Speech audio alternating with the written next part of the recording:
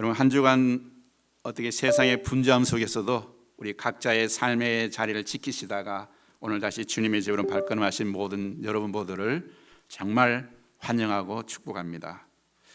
우리 옆 사람이 한번 같이 이렇게 인사하겠습니다. 오늘 우리 좌우에 계신 분들이 이렇게 우리 믿음을 담아서 인사하기를 원합니다. 하나님의 선택은 언제나 옳습니다 하면서 같이 얼굴 보시고 같이 손도 잡아주시고 하나님의 선택은 언제나 옳습니다.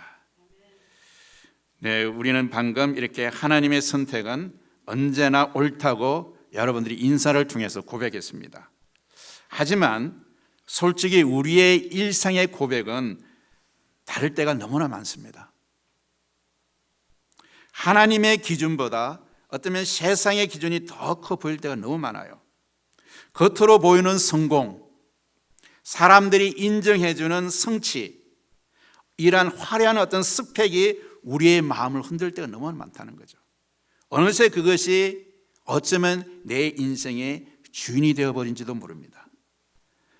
여러분, 한 시대를 바꾼 혁신의 아이콘, 누구를 여러분 꼽을 수 있을까요?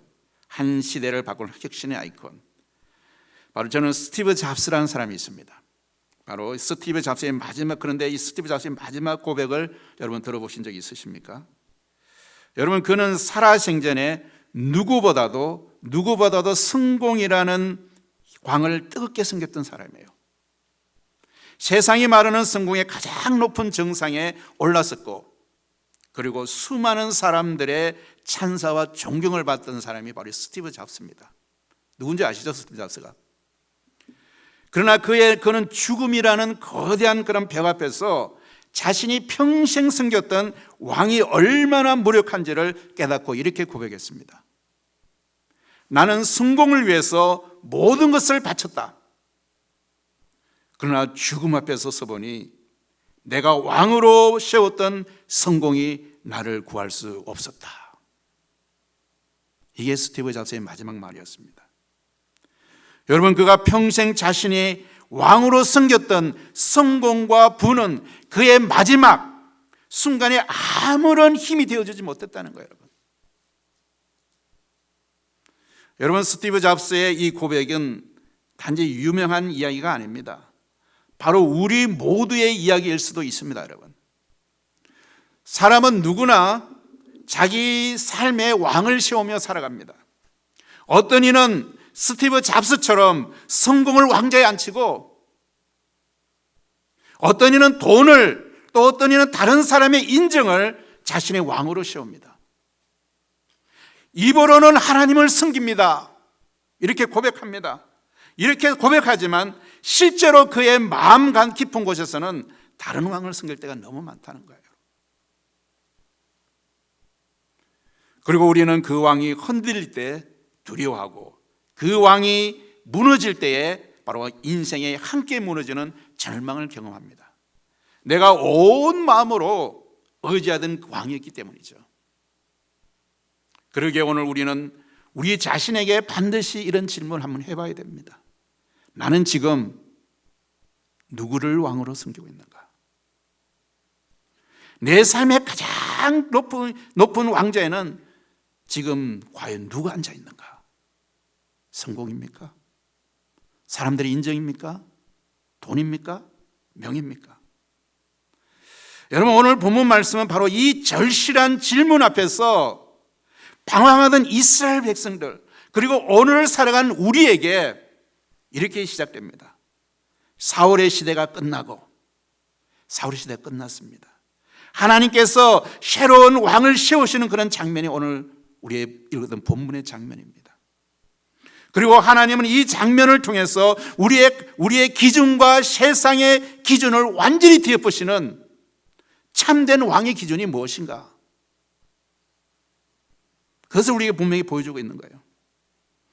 여러분, 하나님의 시선이 머문 그곳에 여러분 시선이 머물기를 원합니다.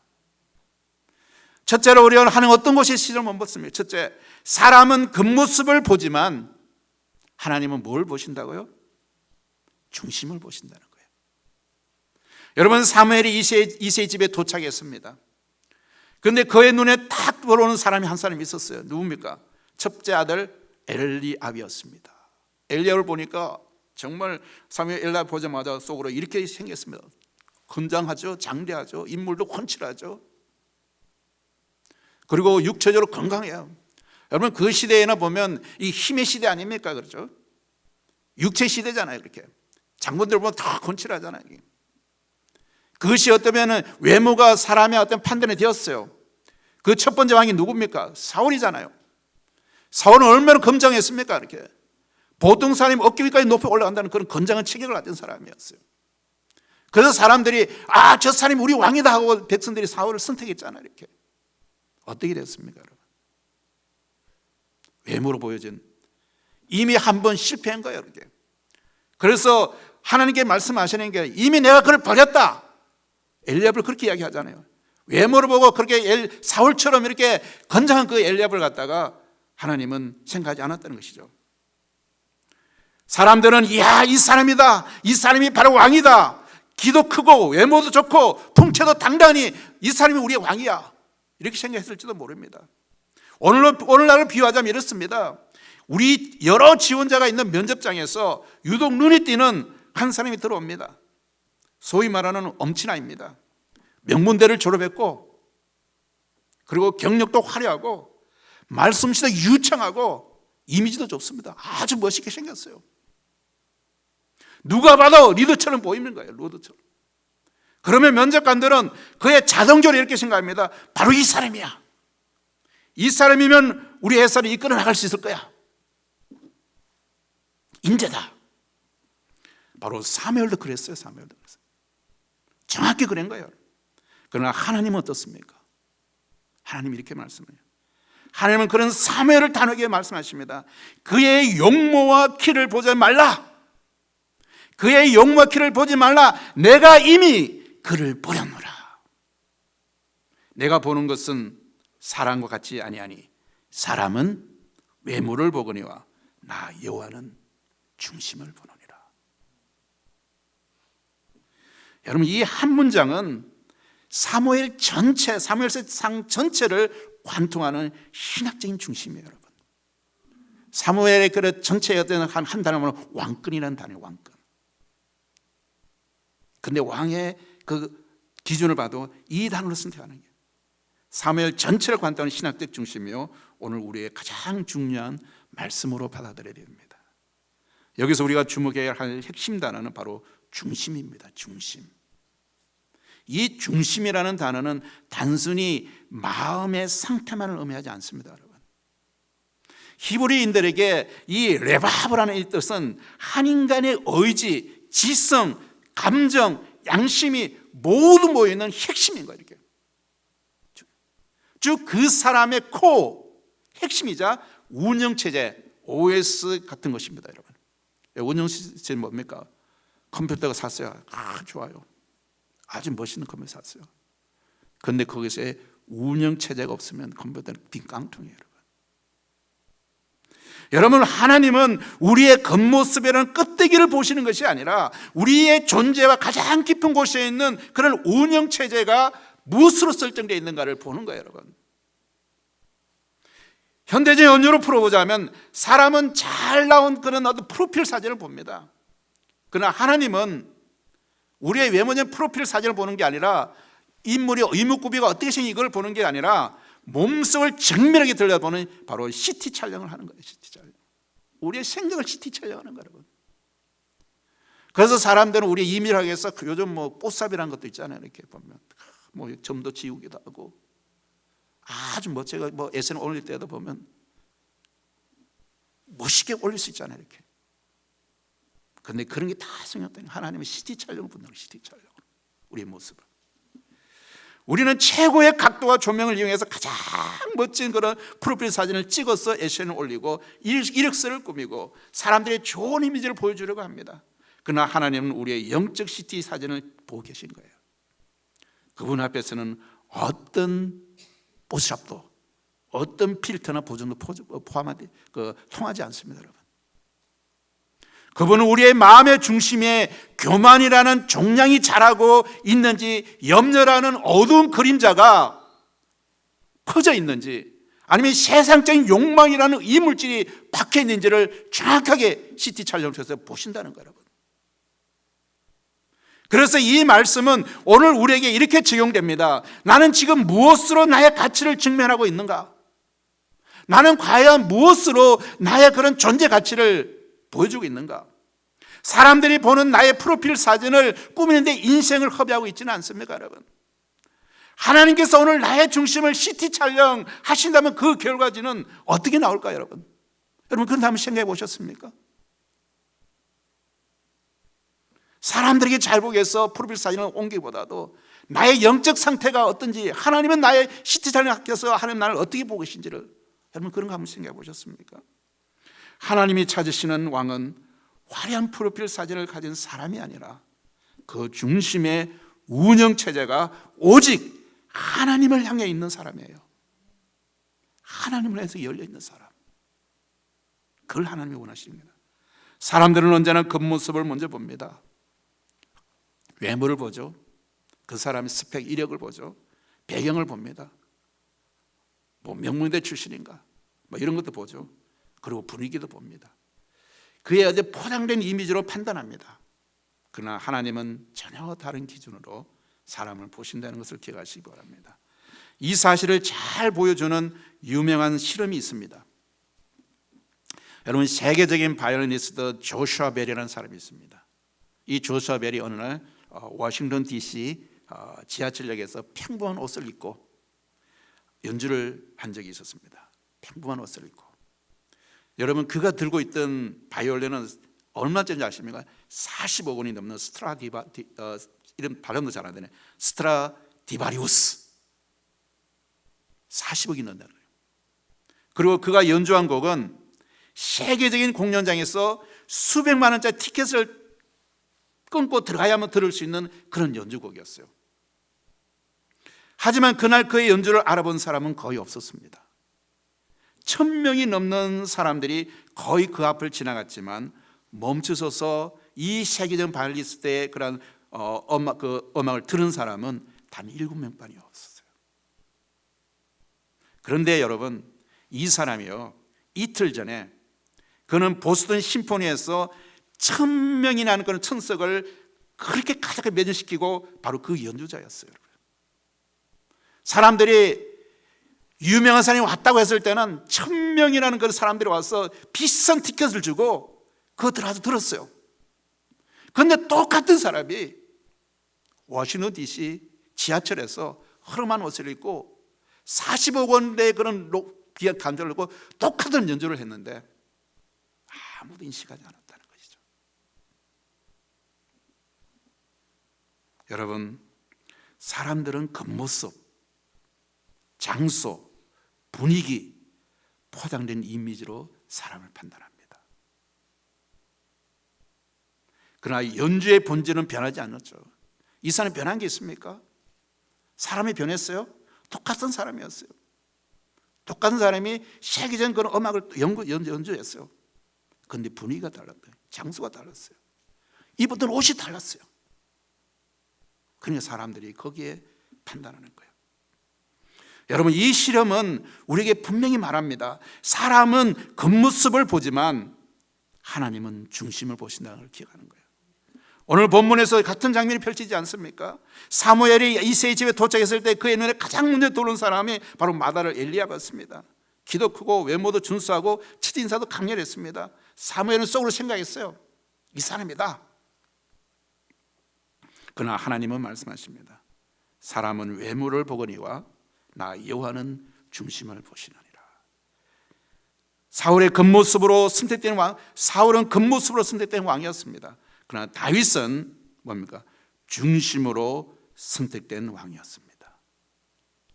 겉모습의 왕은 사울은 무너졌지만 중심의 왕이 다윗은 굳건히 세워지는 것을 우리 성경에서 보고 있지 않습니까? 이제 하나님께서 중심을 보시는 선택이 어떻게 드러나는지 사무엘과 이새의 아들로 이야기로 이어집니다. 두 번째로 하나님은 가장 낮은 자리에서 참된 왕을 준비하십니다. 가장 낮은 자리에서. 여러분, 사무엘은 이새의 7 아들을 모두 보았어요. 이렇게 첫 번째, 두 번째, 세 번째 다 보았어요. 다 보았지만 하나님께서는 아무도 사무엘에게 선택하라는 그런 말씀을 주지 않는 거예요. 여러분, 주지 않는 거예요. 분명히 하나님께서는 내가 이새 집으로 가라, 내가 그곳에 왕이 있으니까 세우겠다 했는데, 내가 이새 집에 왔는데 하나님께 말씀하지 않는 거예요. 그 아들 다 지나간 것 같은데 말씀하지 않는 거예요. 하나님 분명히 집안에 왕이 있다고 하셨는데, 그래서 혹시 아들이 더 있습니까? 하고 이렇게 이새에게 물은 거예요. 그러자 이제는 뭐 마치 잊고 있었다듯이. 여러분, 그러면 다윗이 얼마나 그 집안에서 존재감이 없는 사람이었어요. 여러분, 잊고 있는 존재처럼 여겨지는 거예요. 별 볼일 없는 사람 여겨졌던 거예요. 모르겠어, 막내라서 그런가? 모르겠어. 하여튼 전혀 인정하지 않았다는 거예요. 다 왔는데 다윗은 부르지는 않았던 거예요. 이게. 이렇게 대답합니다. 그 막내가 하나 있긴 한데 지금 덜해서 양치고 있어요. 그냥 아버지가 그렇게 별 의미 없이 이야기한 거예요. 이 말 속에는 막내 아들 다윗에 대한 기대감이 전혀 담기지 않습니다. 아버지도 그렇게 생각하고 있는 거예요. 그 아이는 왕감이 아니에요. 그 아이는 이미 아버지가 그렇게 판단한 거예요. 그렇게. 그래서 분명히 왕이 일한 데는 사울 이새 입장에서는 자기가 가장 진짜 신뢰할 만하고 자랑할 만한 그런 아들을 다 내보낸 거예요. 이렇게. 그렇잖아요. 얘들은 그래도 왕감이라고 생각하고 내보낸 거잖아요. 그런데 다윗은 그 축에도 들어가지 않았던 거죠. 그리고 지금 다윗은 막내고 그 아이는 왕감은 아닙니다. 그냥 막내일 뿐이고 지금 중년 일을 하는 것도 아니에요. 그냥 덜해서 양이나 치고 있어요. 이렇게. 굳이 여기까지 불을 필요도 없을 것 같습니다 라는 그런 뉘앙스가 느껴지는 것이죠. 그러나 하나님은 바로 그 막내를 부르십니다. 사람이 보기에 가장 작고 가장 약하고 가장 보잘것없는 그 소년을 하나님은 이스라엘의 왕으로 세운다는 것이죠. 여기서 우리가 발견한 영적 진리는 뭡니까, 여러분? 덜판의 시간의 중요성입니다. 덜판. 다윗이 어디 있었습니까? 덜판이 있었어요. 남들은 자기 형제들은 왕으로 간택될 줄 알고 집에 다 모여 있는데 다윗은 아이가 축에도 끼지 못하고 덜판이 있었던 거예요. 덜판에. 다윗에게 덜판은 단순히 양을 찌든 일터가 아니었습니다. 여러분 다윗에게도 뭔가 꿈이 있었겠죠. 그냥 나 덜판이 있었기 때문에 자기 인생을 갖다가 그냥 뭐 비참하게 생각하고 그건 절망과 있었던 게 아니에요. 그것은 아무도 주목하지 않았지만 하나님께서 왕을 빚어가시는 덜판이라는 거예요. 여러분. 아무도 주목하지 않았지만 거룩한 훈련소입니다. 덜판이. 여러분도 그런 덜판을 거쳐왔습니까? 이스라엘에서 많은 사람, 하나님이 위대한 사람들은 다 광야를 거쳐온 사람들이에요. 여러분. 오늘 이 시간까지도 하나님의 위대한 일을 써본 사람들은 다 광야란 고난의 풍부를 지나온 사람들이에요. 그는 아무도 주목하지 않았지만 하나님께서 왕을 빚어가시는 거룩한 훈련 장소인 덜판에 누가? 다윗이 있었던 거예요. 여러분. 있었던 거예요. 하나님은 아무나 왕으로 간택하지 않습니다. 분명히 훈련에 의한 그런 덜판이라는 그런 광야라는 그런 것을 지나게 만듭니다. 여러분, 이것을 현대적 언어로 말하자면 운동선수가 비시즌, 오프 시즌에 훈련을 갔습니다. 여러분, 운동선수에게 동료에도 있지만도 열심히 이렇게 게임할 때는 게임을 해야 되는 거예요. 그런데 게임 끝나고 나면 어떻습니까? 끝나면 이제 뭐 열심히 게임했으니까 힘도 들잖아요. 막 쉬잖아요. 그런데 실제적으로 정말 운동선수들은 비오프, 그러니까 게임이 없는 그 시절에 남들은 집 방 안에서 TV 보고 있을 때 덜판이나 거기에 운동장에서 연습하는 사람들이에요. 비시즌에. 그 비시즌을 어떻게 보냈냐에 따라서 바로 게임하는 그 시즌에 그 사람의 진가가 드러나는 거예요. 사람들은 챔피언이 된 선수가 경기장에서 트로피를 들어 올리는 화려한 순간만을 기억할 것입니다. 그러나 그 영광의 순간은 아무도 보지 않는 새벽, 텅 빈 체육관에서 홀로 흘렸던 땀과 눈물이 있었기에 그 트로피가 가능한 겁니다. 비시즌 때는 얼마나 성실하게 자신을 단련했는지가 시즌의 승패를 바로 결정합니다. 다윗에게 들판은 바로 왕이 되기 위한 비시즌 훈련과 같은 거예요, 여러분. 그곳에서 그는 외로움과 씨름하며 하나님을 찬양하는 법을 배웠고 사자와 곰과 싸우면서 목숨을 거는 그런 용기를 배웠고 양 한 마리 한 마리에 책임지며 승실하는 그런 책임감을 배운 거예요, 여러분. 자기 맡겨진 양을 끝까지 지킨다는. 여러분, 이 진리는 오늘 우리 삶에 이렇게 적용될 수 있지 않습니까? 우리는 지금 나의 들판을 어떻게 여기고 있습니까? 아무도 알아주지 않기 때문에, 아무도 알아주지 않는 그런 직장의 자리, 반복하고는 지루한 그런 가사 노동, 사람들의 주목을 받지 못하는 봉사의 자리를 불평하고 있지는 않습니까, 여러분? 내가 이렇게 열심히 하는데 못 알아줘. 우리는 종종 이 들판의 시간이 빨리 끝나고 화려한 무대에 서기만을 바랍니다. 그러나 기억하십시오. 하나님은 바로 지금 여러분이 서 있는 그 들판에서 그 비시전 훈련을 통해서 여러분을 빚고 계십니다. 여러분 모두를 다듬고 있다는 거예요, 여러분. 오늘 내가 흘리는 성실함의 땀방울이 내일의 영광을 결정합니다. 그런데 우리는 종종 이렇게 말합니다. 아무도 나를 보지 않는데요. 이 자리에서 무엇을 할 수 있겠습니까? 이 작은 일들이 무슨 의미가 있을까요? 그러나 하나님은 사람이 보지 않는 그 자리에서, 사람이 기대하지 않는 그 자리에서, 사람이 인정하지 않는 그 자리에서 바로 참된 왕을 선택했다는 겁니다. 이 진리를 더 깊이 보여주는 이야기가 있습니다. 세계적인 피아니스트 한 사람이 있었습니다. 그의 연주는 완벽했고 사람들은 그의 손을 보며 경탄했습니다. 저 손은 정말 예수를 위해 태어난 손이야. 그러나 어느 날 한 기자가 그의 손을 가까이서 클로즈업해서 촬영하고 했을 때에 그는 놀라운 사실을 발견했습니다. 그의 손등과 손가락 마디마다 작은 상처와 굵고 굳은 살이 박혀 있는 거예요. 아니, 이렇게 아름다운 그런 음악을 내는 그 손이 왜 이렇게 거치냐고. 왜 이렇게 아름다운 그런 음악을 내고 사람들을 사로잡는 그 아름다운 음악을 하는 이 손이 왜 이렇게 거치냐고 기자가 물었습니다. 그때 피아니스트가 조용히 손을 바르며 말했습니다. 사람들은 제가 무대에서 연주하는 모습만 봅니다.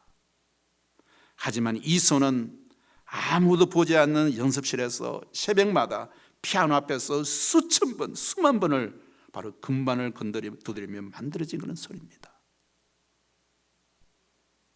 그리고 이렇게 덧붙입니다. 사람들은 무대 위에 박수만 기억하지만 하나님은 무대 뒤에서 흘린 땀과 눈물을 기억하십니다.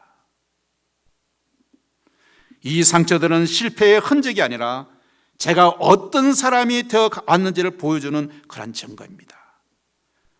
여러분, 다윗의 손도 그러지 않았습니까? 왕이 손이 아니라 양을 치던 손이었습니다. 덜짐승과 싸우며 생긴 그런 상처가 있습니다. 추위와 더위 속에서 생긴 굳은 살이 다윗에게 있었던 거예요. 아무도 보지 않는 들판에서 흘린 땀과 눈물, 사람들은 그 손을 보고 왕감이 아니라고 이야기합니다. 그러나 하나님은 그 손을 보고 내가 찾는 사람이다, 이렇게 말씀하고 있는 거예요. 사람들은 무대에서 화려함을 보지만 하나님은 무대 뒤에 성실함을 보고 계십니다. 사람들은 그 모습을 보지만 하나님은 중심을 보십니다.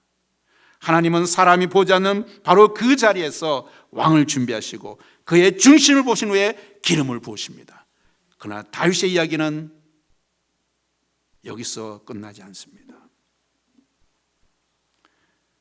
셋째, 참된 왕은 다윗을 넘어서 예수 그리스도 안에서 완성됩니다. 믿으십니까, 여러분? 다윗은 이스라엘 역사상 가장 위대한 왕으로 칭송받지만 그 역시 완전한 왕은 아니었습니다, 여러분. 그의 삶에는 위대한 승리도 있었지만 씻을 수 없는 그런 실패도 있었습니다. 눈부신 영광의 순간도 있었지만 깊은 죄악의 어둠에 빠져있던 순간도 있었습니다. 다윗은 완전한 왕이 아니었습니다. 그렇으나 다윗은 참된 왕의 그림자일 뿐입니다. 그림자일 뿐. 그림자는 실체가 아닙니다, 여러분. 그림자는 실체가 어디에 있는지를 가리키는 중요한 안내 표지판 같은 거예요. 안내 표지판.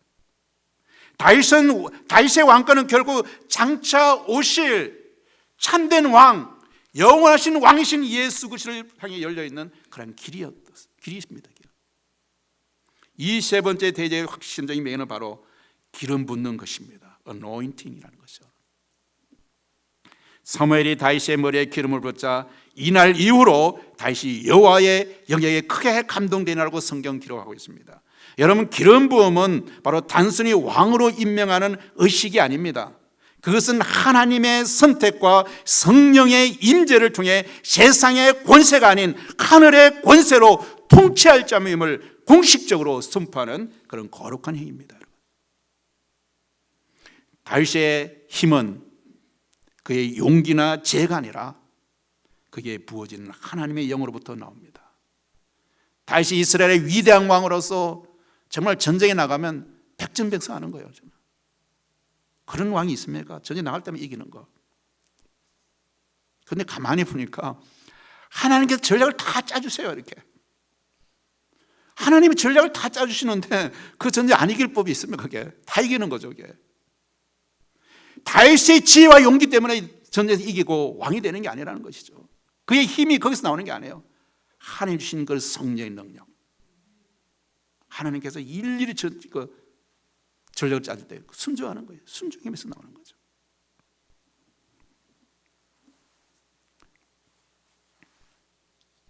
이것은 현대적으로 비유하자면 최고 컴퓨터 하드웨어를 졸업한 뒤에 최고의 운영체제 OS를 설치하고 전원을 연결하는 것과 같은 겁니다. 여러분, 다윗이라는 잘 준비된 하드웨어에 기름 부음이라는 행위를 통해서 성령이라는 하나님의 운영체제가 설치되어지고 하나님의 능력이라는 전원이 연결될 때 그제야 비로소 그는 평범한 양치기 소년이 아니라 하나님의 왕으로서 기능할 수 있게 된 것입니다.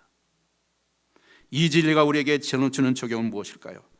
다윗의 기름 부음이 바로 예수 그리스도를 예표하는 사실입니다. 예수님은 침례 요한에게 침례를 받으실 때 기름이 아닌 성령으로 기름 부음 받으신 진정 왕이 되는 겁니다. 그리스도라는 뜻이 뭡니까, 여러분?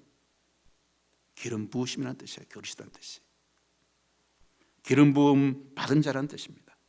그리고 놀라운 사실은 예수를 나의 왕으로 믿고 영접한 우리 역시 성령으로 기름 부음 받은 자들이라는 것입니다. 여러분, 우리는 세상을 다스리는 왕은 아니지만 각자의 삶의 자리에서 하나님의 자녀답게 살아갈 거룩한 권세와 능력을 우리에게 부여받았습니다. 우리는 당신은 당신 안에 계신 성령의 능력을 의지하며 살아가고 있습니까? 아니면 여전히 내 힘과 내 경험으로 낡은 하드웨어를 가지고 버티고 있습니까, 여러분? 참된 왕이신 예수님을 따르는 자는 성령의 능력을 힘입어 살아가는 그런 사람들입니다. 예수님은 어떤 왕이셨습니까? 그분은 사람들의 눈을 사로잡는 그런 외모로서 성택된 왕이 아니었습니다, 여러분. 예수님은 이사야서 53절에 사람이 흠모하는 것이 없다고 그랬어요. 그런 흠모하는 외모를 가진 분이 아니에요, 여러분. 압도적인 그런 힘으로서 세상을 굴리는 그런 왕도 아니었습니다, 여러분. 사람들의 정치적, 경제적 기대를 충족시키는 그런 왕도 아니었습니다. 오히려 그분은 가장 낮고 천한 마구간에서 태어나셨고 십자가에서 죽으심으로 당신의 왕되심을 드러냈으며 부활로 참된 통치를 선포하신 거예요. 부활하심을 통해서. 그러므로 사무엘서 16장 궁극적으로 이렇게 선포하는 것입니다. 이스라엘의 참된 왕은 다윗이 아니라 다윗의 자손으로 오시는 예수 그리스도시니라. 다시 한번 할까요? 이스라엘의 참된 왕은 다윗이 아니라 다윗의 자손으로 오신 예수 그리스도시다. 믿으십니까, 여러분? 오늘 결론을 말합니다. 내 삶의 왕자는 누가 앉아 있습니까? 오늘 우리는 다시 한번 이 질문 앞에 서야 합니다. 참된 왕은 누구인가? 그리고 여기서 한 걸음 더 나가서 우리 자신에게 이렇게 물어봐야 됩니다. 지금 내 삶의 왕자에는 과연 누가 앉아 있는가? 우리가 만약 겉모습의 왕을 세운다면 우리는 결코 무너질 수밖에 없습니다. 세상이 말하는 성공, 사람들이 인정, 썩어 없어질 물질로 내 인생의 왕으로 세운다면, 내 삶의 왕으로 세운다면 우리는 언제나 사울처럼 결국 그 왕과 함께 쓰러지게 될 것입니다. 그러나 하나님께서 세우신 왕, 우리의 중심을 보시는 하나님께서 선택하신 유일한 왕, 예수 그리스도를 내 삶의 주인으로 왕으로 모실 때에 우리의 삶은 결코 흔들리지 않을 것입니다. 여러분, 사무엘상 16장은 새로운 왕이 기름 부음 받아 세워지는 그런 장면입니다. 그러나 다음 주에는 우리는 왕께서 친히 오시는 장면을 마주하게 될 것입니다. 오늘 우리는 참된 왕은 누구신가라는 질문 앞에 우리의 마음을 돌아보았습니다. 다음 주는 바로 종료주일이죠. 종료주일에는 그 참된 왕께서 어린 나귀를 타시고 세상에서 가장 겸손한 모습으로, 그러나 온 우주를 다스리시는 왕의 권세로 예루살렘에 입성하시는 모습을 보게 될 것입니다. 오늘은 왕이 세워지는 날이었다면 다음 주는 왕이 오시는 날입니다. 그리고 그 왕 앞에서 우리의 마음은 과연 어떤 모습으로 서게 될까요? 그 왕을 나의 왕으로 기쁘게 맞이하는 한 주가 되시기를 주님으로 축원합니다. 기도하겠습니다.